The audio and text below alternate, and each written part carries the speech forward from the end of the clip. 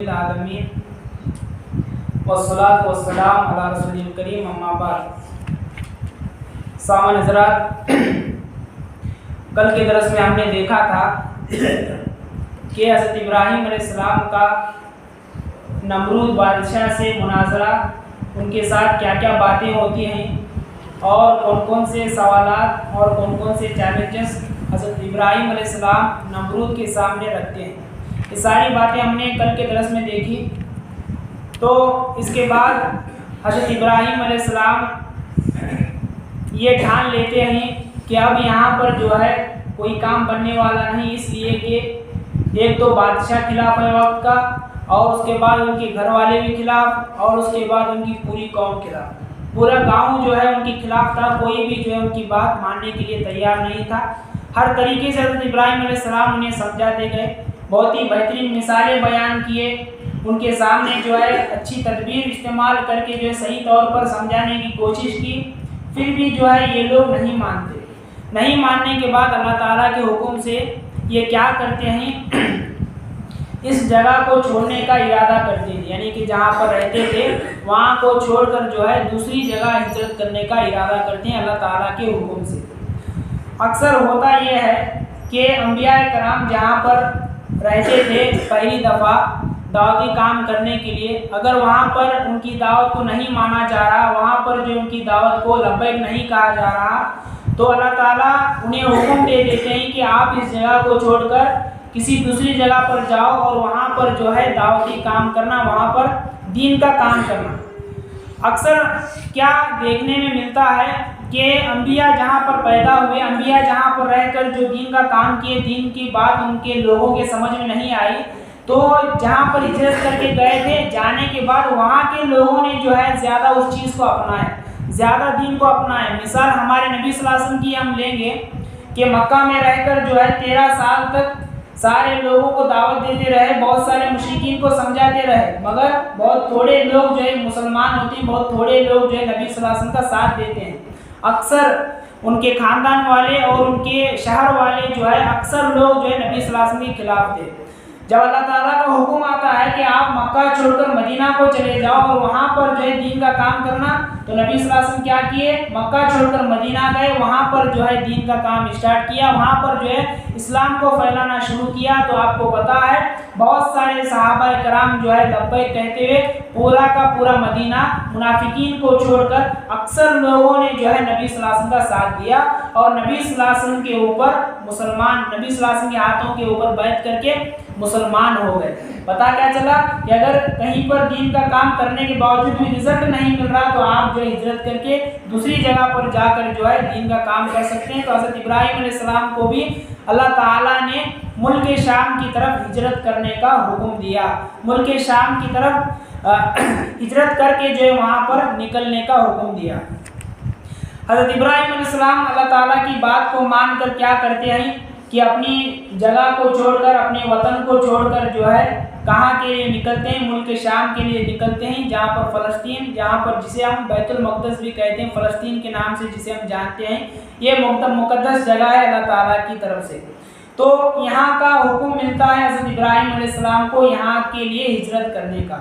تو حضرت ابراہیم علیہ السلام کے ساتھ کوئی بھی نہیں تھا، تو ان کی بیوی تھی، تو حضرت سارہ رضی اللہ تعالیٰ عنہ انہیں لے کر، اور ان کے بھتیجے، ان کے بھائی کے بیٹے حضرت لوط علیہ السلام، ان کو لے کر جو حضرت ابراہیم علیہ السلام یہاں سے نکلتے ہیں۔ تو یہاں پر جو ہے ایک بات ہمیں یہ بھی دھیان میں رکھنی چاہیے، اس بات پر بھی ہمیں نظر دوڑانی چاہیے کہ ہجرت کرنا، اپنی جگہ کو چھوڑ کر کسی دوسری جگہ پر جانا اللہ کے خاطر، اللہ تعالیٰ کے دین کو پھیلانے کے لیے، یہ کوئی معمولی بات نہیں ہوگی۔ ہم واقعات تو پڑھتے ہیں، ہم جو ہے بات تو سنتے ہیں، نبی صلی اللہ علیہ وسلم نے مکہ سے مدینہ کو ہجرت کی، موسیٰ علیہ السلام جو ہے اپنی قوم سے جو ہے کئی سالوں تک دور جا کر رہے، اور اسی طرح حضرت ابراہیم علیہ السلام اپنی جگہ کو چھوڑ کر ملک شام ہجرت کر کے گئے۔ ہم سنتے ہیں، پڑھتے ہیں، مگر اگر اس کے بارے میں سوچیں گے تو یہ بہت ہی بڑی قربانی ہے۔ کیسے ایسا کہ انسان جس شہر میں رہتا ہے اس سے زیادہ اس کے لیے کوئی بھی چیز کمفرٹیبل نہیں ہوتی دوسری جگہوں پر۔ انسان تھوڑے ہی دنوں کے لیے کہیں باہر شہر کو چلا جائے، کہیں دوسری جگہ پر چلا جائے تو اسے انکمفرٹیبل فیل ہوتا ہے، کیونکہ جہاں پر پیدائشی طور پر رہتا ہے تو وہاں پر جو پوری طرح سے اس کے لیے ساری چیزیں سیٹ ہو گئی ہوتی ہیں۔ اب اچانک سے جو ہے کہاں پر جا رہے ہیں وہ بھی معلوم نہیں، وہاں کے لوگ کیسے ہیں وہ بھی معلوم نہیں، کس طریقے سے رہنا وہ بھی معلوم نہیں، کون سا کام کرنا یہ بھی معلوم نہیں۔ انجان شہر میں جانا یہ کوئی معمولی بات نہیں ہوتی، یہ بہت بڑی قربانی ہے جو حضرت ابراہیم علیہ السلام نے دی اللہ کی خاطر، اللہ تعالیٰ کے دین کے خاطر۔ اب یہاں پر جو ہے کوئی کام نہیں بن رہا تھا تو حضرت ابراہیم علیہ السلام نے کیا کیا؟ ملک شام کی طرف ہجرت کرنے کا فیصلہ کیا، ملک شام کی طرف جانے کا ارادہ کیا۔ یہ ارادہ کر کے جو ہے اپنی بیوی کو اور اپنے بھتیجے کو جو ہے ساتھ لے کر سفر کے لیے نکل پڑتے ہیں، سفر کے لیے نکلتے ہیں۔ نکلنے کے بعد جو ہے ملک شام کو جو جانے کا راستہ تھا، راستے میں جو ہے مصر لگتا تھا، مصر بھی جو ایک شہر ہے، تو یہ شہر جو ہے راستے میں لگتا تھا اور یہاں پر بھی جو ہے ایک ظالم بادشاہ رہا کرتا تھا۔ ظالم ہی نہ کہو بلکہ یہ بادشاہ بری حرکتیں بھی کرتا تھا، غلط حرکت بھی کرتا تھا۔ وہ کیا تھی کہ اس کے علاقے میں جو بھی عورت خوبصورت عورت جاتی تھی تو اس کے اوپر جو یہ بری نظر ڈالتا تھا اور اپنے سپاہیوں کو لگائے رکھا تھا، اپنے سپاہیوں کو بتا دیا تھا کہ اس شہر سے، یہاں سے میرے علاقے سے اگر کوئی خوبصورت عورت نکلے، اگر کوئی خوبصورت عورت دکھائی دے تو اسے پکڑ کر میرے پاس لانا، یہ اس نے اپنے سپاہیوں کو حکم دیا تھا۔ اور اس نے کیا رائے دے رکھی تھی کہ اگر وہ عورت شادی شدہ ہے، اگر اس کا شوہر موجود ہے تو اس کے شوہر کو قتل کر دو اور اس عورت کو جو ہے میرے پاس لا دینا، اس عورت کو جو ہے میرے پاس لانا۔ یہ جو ہے گندی حرکت، یہ بری حرکت جو ہے وہ بادشاہ کیا کرتا تھا۔ کون بادشاہ؟ مصر کا ایک بادشاہ تھا جس کا نام یہاں پر ذکر نہیں کیا گیا، تو یہ بادشاہ جو ہے یہ غلط کام کیا کرتا تھا۔ اب ابراہیم علیہ السلام کو بھی اس جگہ سے نکلنا تھا، اس جگہ سے مصر سے جو ہے آگے کہاں پر جانا تھا؟ ملک شام کی طرف جانا تھا۔ اگر دوسرا راستہ نہیں تھا، اس کے علاقے سے جانا ہی پڑا حضرت ابراہیم علیہ السلام کو۔ ابراہیم علیہ السلام وہاں پر جا رہے تھے تو لوگ انہیں بتا دیتے ہیں اس بادشاہ کے بارے میں کہ یہ بادشاہ ایسا ایسا ہے، یہ کام کرتا ہے، یہ غلط کام کرنے پر یہ بادشاہ جو ہے لوگوں کو آمادہ کرتا ہے۔ یہ کہنے پر حضرت ابراہیم علیہ السلام کیا سوچتے ہیں؟ اگر میں یہ بتا دوں کہ یہ میری بیوی ہے، یعنی کہ اگر میں اس بادشاہ کے سپاہیوں کو بتا دوں گا کہ میں اس کا شوہر ہوں تو یہ لوگ کیا کریں گے؟ مجھے قتل کر دیں گے اور حضرت سارہ علیہ السلام کو کیا کریں گے؟ اس بادشاہ کی طرف لے جا کر پیش کر دیں گے۔ اسی لیے حضرت ابراہیم علیہ السلام کیا سوچتے ہیں؟ یہاں پر جو ہے میں جھوٹ بولوں گا۔ کیا جھوٹ بولوں گا؟ کہ میں اس کا شوہر نہیں بلکہ اس کا بھائی ہوں، یہ میری بہن ہے کہوں گا۔ یہ سوچ کر جب سپاہی ان کے پاس آتے ہیں، جب سپاہیوں کی نظر وہاں پر پڑتی ہے حضرت ابراہیم علیہ السلام پر، تو دیکھتے ہیں کہ ان کے ساتھ جو ایک حسین اور خوبصورت ان کی بیوی جا رہی ہے۔ سپاہیوں کو پتہ لگتا ہے کہ یہ بیوی ہے، مگر وہ آ کر جو ہے جب پوچھتے ہیں حضرت ابراہیم علیہ السلام کو یہ کون ہے، تو حضرت ابراہیم علیہ السلام کہتے ہیں یہ میری بہن ہے، میں اس کا بھائی ہوں اور یہ میری بہن ہے، کہتے ہیں حضرت ابراہیم علیہ السلام۔ یہ جھوٹ کیوں بولا؟ اگر جھوٹ نہ بولتے تو انہیں جو ہے وہیں پر مار دیا جاتا تھا اور انہیں حضرت سارہ اللہ تعالیٰ عنہ کو کیا کیا جاتا تھا؟ لے جا کر جو ہے اس بادشاہ کی طرف پیش کیا جاتا تھا۔ اسی لیے حضرت ابراہیم علیہ السلام نے کیا کہا کہ یہ میری بہن ہے۔ یہ کہنے کے بعد یہ لوگ حضرت ابراہیم علیہ السلام کو جانے دیتے ہیں اور حضرت سارہ رضی اللہ تعالیٰ عنہ بھی وہاں سے گزرتے ہیں۔ گزر کر جو ہے ایک مقام پر پہنچ کر جو ہے وہاں پر رکتے ہیں۔ رکنے کے بعد حضرت ابراہیم علیہ السلام کہتے ہیں کہ یہ لوگ جو ہے پھر سے آئیں گے، یہ جو سپاہی ہمیں چھوڑے ہیں یہ پھر سے جو ہے دوبارہ آئیں گے بادشاہ سے پوچھ کر اور تمہیں لے جائیں گے۔ میں نے کہا، کیا کہا؟ کہ تم میری بہن ہو، تم جو ہے بادشاہ کے سامنے جا کر یہ مت کہنا کہ وہ میرے شوہر ہیں، بلکہ یہ کہنا کہ وہ میرے بھائی ہیں۔ جس طریقے سے میں نے تمہیں میری بہن کہا ہے، تم بھی جا کر بادشاہ کے سامنے کیا کہنا کہ وہ میرا بھائی ہے، یہ کہنا۔ یہ کہنے کے بعد جو ہے پوری پلاننگ یہاں پر تھی۔ حضرت ابراہیم علیہ السلام نے سارہ علیہ السلام سے کہا کہ آپ یہ کہہ دینا بادشاہ کے سامنے۔ اب وہ سپاہی جو ہے جاتے ہیں بادشاہ کے سامنے، जा कर जो है बताते हैं बादशाह को पूरा माजरा कि एक नौजवान और एक खूबसूरत औरत आ रही थी। तो हमने उसे पूछा तो उसने कहा कि वो उसका भाई है, वो उसकी बहन है। ये कहा, कहने पर जो हमने उसे छोड़ दिया है। कहने पर जो है वो बादशाह कहता है कि तुम जो है उस औरत को मेरे पास लाना, तुम उस औरत को मेरे पास जो है बुलवा कर लाना। ये हुक्म देता है बादशाह। देने के बाद वो सिपाही सारे के सारे सिपाही जाते हैं, जाकर जो हज़रत इब्राहिम अलैहिस्सलाम के पास आकर उनकी बीवी को जो उठाकर ले जाते हैं बादशाह के सामने। अब वक्त का बादशाह है, कुछ कर नहीं सकते, अकेले हज़रत इब्राहिम अलैहिस्सलाम हैं और उनका भतीजा हज़रत लूत अलैहिस्सलाम हैं। तो ये दो ही हैं, तो पूरी सल्तनत से मुकाबला करना, पूरे लश्कर से मुकाबला करना ये कोई मामूली बात नहीं थी। तो इसीलिए हज़रत इब्राहिम अलैहिस्सलाम खामोश रहते हैं और अल्लाह ताला के ऊपर भरोसा करके जो है ऐसे ही जाने देते हैं। अब जाने दिए और इधर जो है जैसे ही वो उनकी बीवी को लेकर चले जाते हैं सिपाही, जाने पर जो है डायरेक्ट हज़रत इब्राहिम अलैहिस्सलाम क्या करते हैं, मुसल्ला बिछाया, मुसल्ला बिछा कर जो है नमाज़ पढ़ना शुरू करते हैं। नमाज़ पढ़ते हैं और नमाज़ पढ़कर दुआ करते हैं अल्लाह ताला से, क्या अल्लाह मैंने जो है अपनी ज़िंदगी में मैंने जो है जब से होश संभाला है, जब से मुझे अकल आई है, जब से मैंने तुझे जाना है अल्लाह, कभी भी जो है तेरे ज़ात में शरीक नहीं किया, कभी भी तुझे छोड़कर किसी दूसरे माबूद को नहीं पुकारा है अल्लाह, कभी भी जो है तुझे छोड़कर किसी दूसरे माबूद की मैंने इबादत नहीं की। आज मेरी बीवी जो है खतरे में है, आज मेरी बीवी को जो है लेकर चले गए हैं ये लोग। अल्लाह तू मेरी बीवी की इज्जत की हिफाजत फरमा, अल्लाह तू मेरी बीवी की हिफाजत फरमा। ये हज़रत इब्राहिम अलैहिस्सलाम नमाज पढ़कर दुआ करते हैं अल्लाह ताला से। अब जो है उनकी बीवी को बादशाह की तरफ ले जाया गया। अब जाने के बाद जो है वो बादशाह क्या करता है, हज़रत सारा अलैहिस्सलाम की तरफ आगे बढ़ता है, उन्हें हासिल करना चाहता है, आगे बढ़ने लगता है। आगे बढ़ने लगने के बाद इधर जो है हज़रत इब्राहिम अलैहिस्सलाम दुआ कर रहे थे, तो उनकी दुआ की बदौलत अल्लाह ताला उनकी दुआ को कबूल करके जो है उस बादशाह जो आगे बढ़ रहा था तो उसे जो है उसके हाथ पैर ही रुक जाते हैं, उसके पास इतनी ही हरकत नहीं बचती, उसकी हरकत ही जो है चली जाती है। वो बादशाह आगे बढ़ रहा था तो और आगे नहीं बढ़ सकता, उसके हाथ भी जो है नहीं उठ रहे थे, उसके पैर भी जो है नहीं हिल रहे थे। अल्लाह ताला ने उसे वहीं पर खड़ा कर दिया। अब जो इसे मालूम होता है कि ये इसी औरत की वजह से है, यानी कि ये औरत जो है नेक है, इसी की वजह से मेरे साथ ऐसा हो रहा है। ये सोचकर कहता है हज़रत सारा अलैहिस्सलाम से कि आप जो है दुआ करो अल्लाह ताला से कि मेरी इस हालत को ठीक कर दे, तो मैं जो है आपको हाथ भी नहीं लगाऊंगा।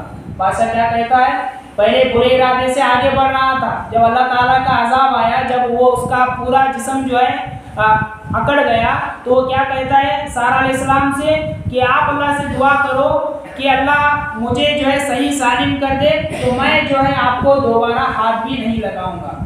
ये कहने पर सारा अलैहिस्सलाम दुआ करते हैं अल्लाह ताला से कि अल्लाह तू इस बंदे को माफ़ फरमा, तू इस बादशाह को माफ़ फरमा। ये कहने पर दुआ कबूल होती है। फिर जो है बादशाह ठीक होता है, फिर से जो है आगे बढ़ने की कोशिश करता है, फिर जो है वैसा ही पेश आता है। इसी तरह 3 मरतबा ऐसा ही होता है कि दुआ कबूल होती है, आगे बढ़ना चाहता है, रुक जाता है, फिर जो है कहता है कि मुझे माफ़ करो, मैं दोबारा नहीं करूँ। ऐसा 3 मरतबा होता है। होने के बाद वो बादशाह अपने सिपाहियों से कहता है कि तुम जिस औरत को लाए हो भाई, ये कोई इंसान नहीं है, तुम तो किसी जिन को उठा लाए हो, ऐसा समझता है। ये कहकर जो है कहता है कि मैं तुम्हें जो है माफ़ कर, मैं तुम्हें जो है ऐसे ही जाने देता हूँ। और साथ में क्या उन्हें इनाम देता है, हज़रत हाजरा अलैहिस्सलाम को। हाजरा अलैहिस्सलाम जो है इस बादशाह के खादिमा थी, यानी कि इस बादशाह के महल में काम करने वाली हज़रत हाजरा अलैहिस्सलाम थी। ये आगे क्या होते हैं, हज़रत इब्राहिम अलैहिस्सलाम की बीवी बनते हैं और इस्माइल अलैहिस्सलाम की माँ बनती हैं। तो ये उस बादशाह के दरबार में काम करने वाली औरत थी, कौन, हज़रत हाजरा अलैहिस्सलाम। हज़रत हाजरा अलैहिस्सलाम से फरमाता है ये बादशाह कि तुम जो है सारा अलैहिस्सलाम के साथ जो है उनके साथ चली जाओ, ये तुम्हारे लिए तोहफा है। यानी कि नेक औरत थी, तो उन्हें देखकर जो है इस अच्छाई को देखकर जो है उस बादशाह क्या करता है, वो बादशाह कि उनकी जो खादिमा थी हज़रत हाजरा अलैहिस्सलाम, उन्हें जो है तोहफे में दे देता है कि तुम जो है इसे ले जा सकती हो, तुम इसे जो है लेकर चले जाना। ये कहने के बाद जो सारा अलैहिस्सलाम उन्हें लेकर जो है वहाँ से उस बादशाह के दरबार से लेकर चले जाते हैं। कहाँ पर, हज़रत इब्राहिम अलैहिस्सलाम के पास। جا کر دیکھتے ہیں کہ حضرت ابراہیم علیہ السلام جو نماز پڑھ رہے تھے اور اللہ تعالیٰ سے دعا کر رہے تھے، اور جب فارغ ہوتے ہیں تو فرماتے ہیں کہ اللہ نے آپ کی دعا کو قبول کر لیا ہے اور اس بادشاہ کے برے ارادے کو اللہ تعالیٰ نے ناکام کیا ہے۔ یہ بات جو ہے سارہ علیہ السلام ابراہیم علیہ السلام کو آ کر بتا دیتے ہیں۔ اب یہاں پر جو ہے غور کرنے کی بات یہ ہے کہ جھوٹ بولنا تو جائز نہیں۔ حضرت ابراہیم علیہ السلام نے کیوں جھوٹ بولا؟ اس کا آنسر یہ ہے کہ یہ جو جھوٹ تھا دکھائی دینے میں تو جھوٹ تھا، مگر اسے توریہ کہا جاتا ہے۔ توریہ کا مطلب کیا ہوتا ہے کہ بات تو سچ ہے مگر سامنے والے کو دوسری دکھائی دے، کرنے کی بات الگ ہے مگر سامنے والے کو دوسری دکھائی دے۔ کیا مطلب کہ حضرت ابراہیم علیہ السلام نے 3 مرتبہ جھوٹ بولا ہے۔ ہم نے پہلے واقعوں میں دیکھا کہ جب بتوں کو توڑا تھا تو اس سے پہلے جب انہیں کہا گیا کہ ہمارے ساتھ جو ہے جلسے میں آ جانا، ہمارے ساتھ جو گاؤں کے باہر ہم چلے جا رہے ہیں جلسے کے لیے، تم بھی ہمارے ساتھ آنا، تو حضرت ابراہیم علیہ السلام نے کیا کہا تھا کہ میں بیمار ہوں، یعنی کہ میں کمزور ہوں، میں بیمار ہوں، یہ کہا تھا حضرت ابراہیم علیہ السلام نے۔ بظاہر تو یہ ہمیں جھوٹ دکھائی دیتا ہے، مگر حضرت ابراہیم علیہ السلام یہ کہنا چاہتے تھے کہ جو تمہارا کام ہے یہ بتوں کی عبادت کرنا، اس سے میں بیزار ہوں۔ اور دوسرا حضرت ابراہیم علیہ السلام نے کہاں پر جھوٹ بولا؟ جب ان سے پوچھا گیا کہ ان تمام مورتیوں کو، ان تمام بتوں کو کس نے توڑا ہے، یہ کہنے پر حضرت ابراہیم علیہ السلام نے کہا تھا کہ تمہارے بڑے نے، یعنی کہ تمہارا جو بڑا معبود ہے اس نے توڑا ہے۔ کیا کہا تھا حضرت ابراہیم علیہ السلام نے؟ تمہارے بڑے نے، یعنی کہ ان کے بڑے بت سے حضرت ابراہیم علیہ السلام نے کہا تھا یہ تو جھوٹ لگتا ہے مگر اللہ کی خاطر انہوں نے جھوٹ بولا تھا۔ اور یہاں پر کس لیے جھوٹ بولا تھا؟ کہ ان لوگوں کو سمجھانے کے لیے، ان لوگوں کو بتانے کے لیے۔ اب یہاں پر تیسرا جھوٹ کہ یہ میری بہن ہے، ایسا کس لیے؟ ایسا اس لیے کہ ہم تمام جو اس کائنات کی ساری اولاد کون ہے؟ حضرت آدم علیہ السلام کے بیٹے ہیں، حضرت آدم علیہ السلام کے ہم تمام جو اولاد ہیں۔ تو اس طریقے سے اگر دیکھا جائے تو حضرت ابراہیم علیہ السلام جو شادی کیے تھے سارہ علیہ السلام سے، یہ حضرت ابراہیم علیہ السلام، حضرت آدم علیہ السلام کی نسل سے دیکھیں گے، ہمارے پوری کائنات کے باپ کون؟ حضرت آدم علیہ السلام۔ اس نظریے سے اگر ہم دیکھیں گے تو وہ بھی جو ان کی بہن لگتی تھی، اس طور پر جو ہے حضرت ابراہیم علیہ السلام نے یہاں پر کہا تھا۔ ہمیں یہ اندازہ نہیں لگا لینا چاہیے کہ جھوٹ بولنا جائز ہے، حضرت ابراہیم علیہ السلام نے جھوٹ بولا، ایسا ہرگز بھی نہیں سوچنا چاہیے۔ یہ بظاہر تو جھوٹ دکھتا تھا مگر اس کا اصل مقصد کوئی اور تھا، اس کے اندر چھپی ہوئی بات جو ہے کوئی اور تھی۔ اور ایک بات میں آپ کے سامنے کہنا چاہوں گا، آپ کی 2 منٹ زیادہ لے کر، کہ مسلمان کو جو ہے کبھی بھی جھوٹ بولنا نہیں چاہیے، کیونکہ یہ نشانیاں، یہ علامتیں جو ہے منافق کی ہوتی ہیں، جو اپنے دل میں کفر چھپائے ہوئے ہوتا ہے، اس کی نشانیاں نبی صلی اللہ علیہ وسلم نے بتائی کہ منافق کی نشانی ہوتی ہے بات کرے تو جھوٹ بولے۔ آج مسلمانوں کا یہی حال ہے کہ ہمیشہ جو جھوٹ بولتے ہیں، معمولی سی باتوں پر جو ہمیشہ جھوٹ بولنا ہماری عادت بنتی چلی جا رہی ہے۔ اور دوسری عادت ہماری جو بری ہے، جو بہت زیادہ عام ہو رہی مسلمانوں میں، وہ ہے گالی دینا، ایک دوسرے کو گالی دینا۔